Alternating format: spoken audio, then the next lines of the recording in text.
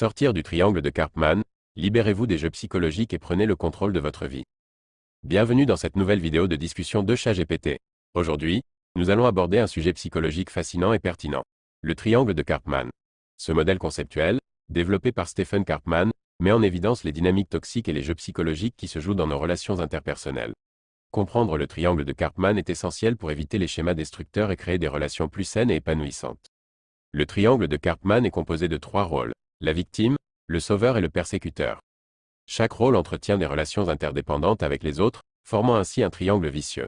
La victime se place dans une position de faiblesse, recherchant souvent un sauveur pour résoudre ses problèmes. Le sauveur, quant à lui, se présente comme une figure de secours, mais peut développer des comportements paternalistes ou condescendants. Enfin, le persécuteur adopte une attitude agressive et critique envers la victime.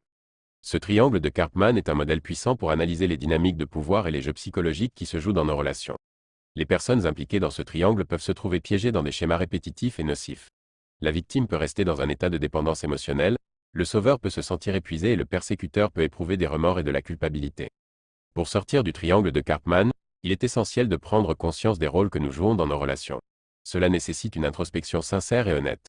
Identifiez les moments où vous vous sentez pris dans le rôle de la victime, du sauveur ou du persécuteur. Posez-vous des questions telles que: quels besoins émotionnels sont à la base de mon comportement? Est-ce que je contribue à perpétuer des schémas néfastes? Et comment pourrais-je réagir différemment? Une fois que vous avez identifié les schémas dans lesquels vous vous trouvez, vous pouvez commencer à changer votre comportement. Voici quelques conseils pour sortir du triangle de Karpman.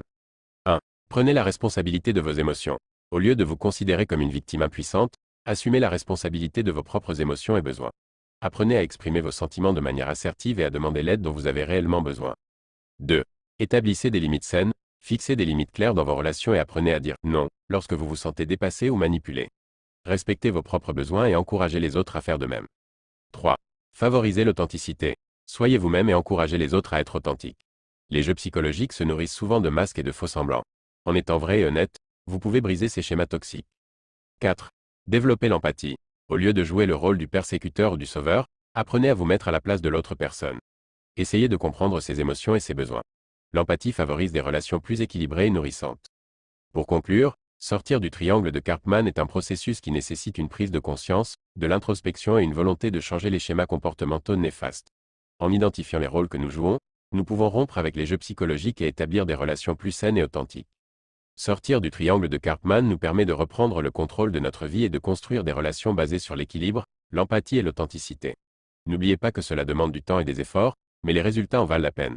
Alors, prenez conscience de vos rôles, agissez avec bienveillance envers vous-même et les autres, et libérez-vous des schémas destructeurs.